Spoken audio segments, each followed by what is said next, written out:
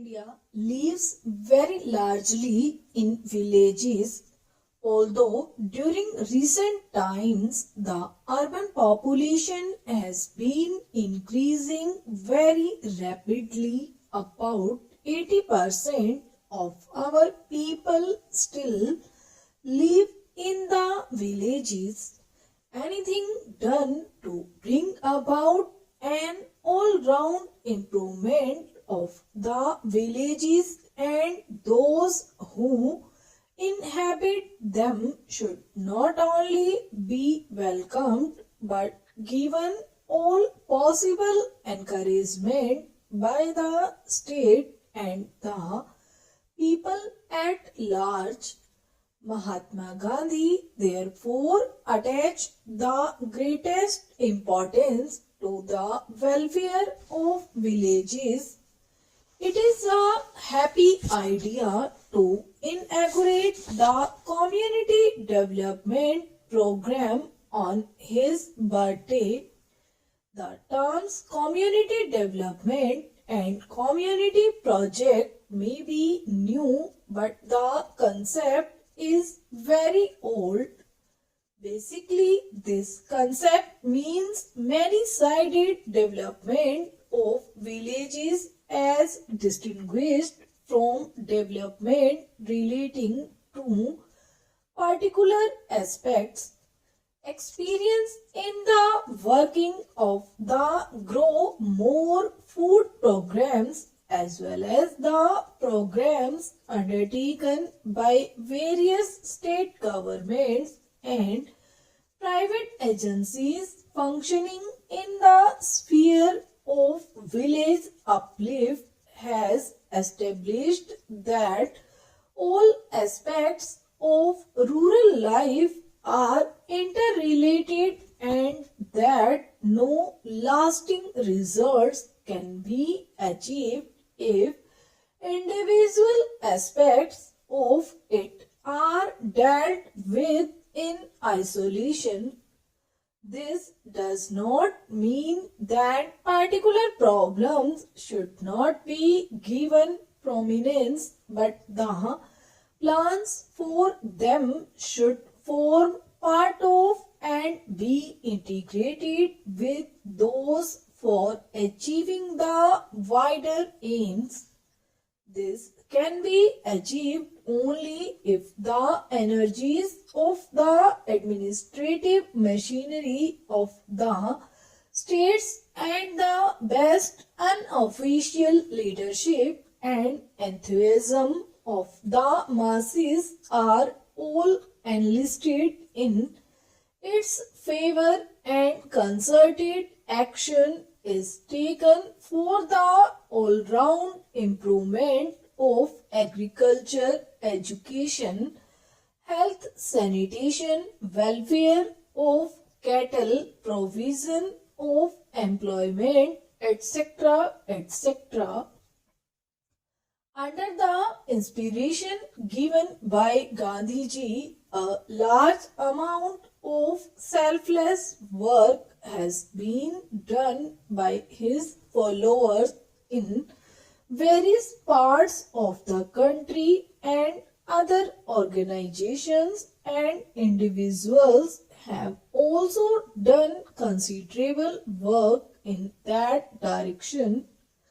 The resources, however, both in money and technical personnel available to these have been limited, and the progress consequently has not been as rapid or extensive as one would have wished.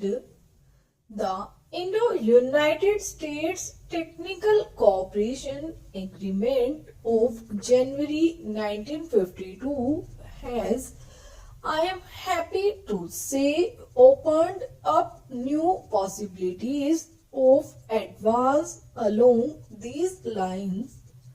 I have always believed that the Indian peasant is no voice in agriculture and has practical experience which goes back to many generations, the Bihar peasant has taken to the cultivation of new varieties of sugarcane. The most serious problem facing the country today is the one relating to insufficient production of food in the country.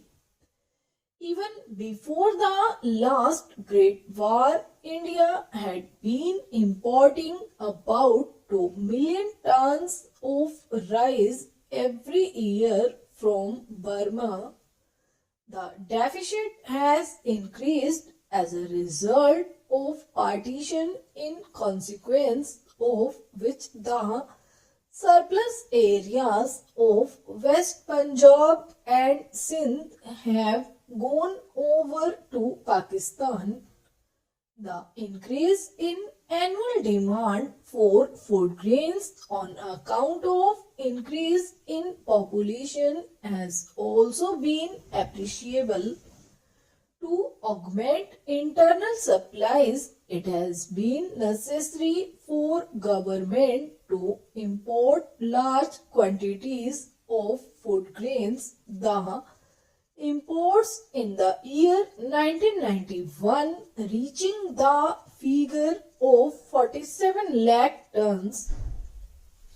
Our planning commission, the government and all thoughtful people have been anxiously considering ways and means of increasing the food production for the purpose of closing this gap between production and requirement.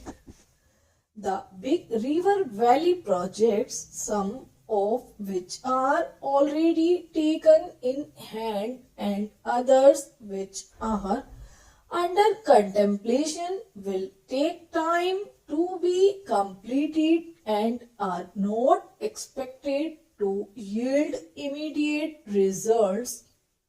For meeting the present deficit, we shall have to rely very largely on the minor irrigation projects such as wells, tanks and tube wells.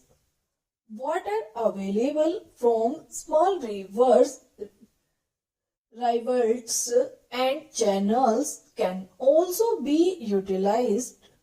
I am convinced there is a great deal of scope for these small projects, and I have no doubt that if these are satisfactorily handled, we shall be able to close the existing gap in our food supply. I am therefore happy to notice that in a community project area covering approximately 300 villages and 1,50,000 acres of cultivable land, nearly a third of the expenditure will be on minor irrigation works.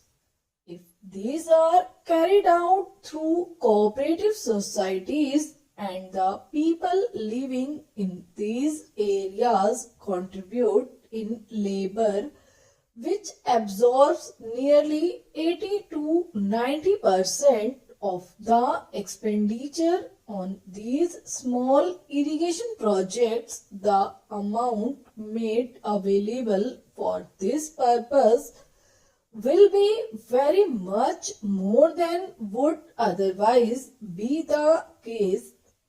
I am hoping that this voluntary labor will be coming forth in an abundant measure to make these projects not only successful but also more extensive than if they were to be carried out only with the help of the money made available. Next to water comes manure.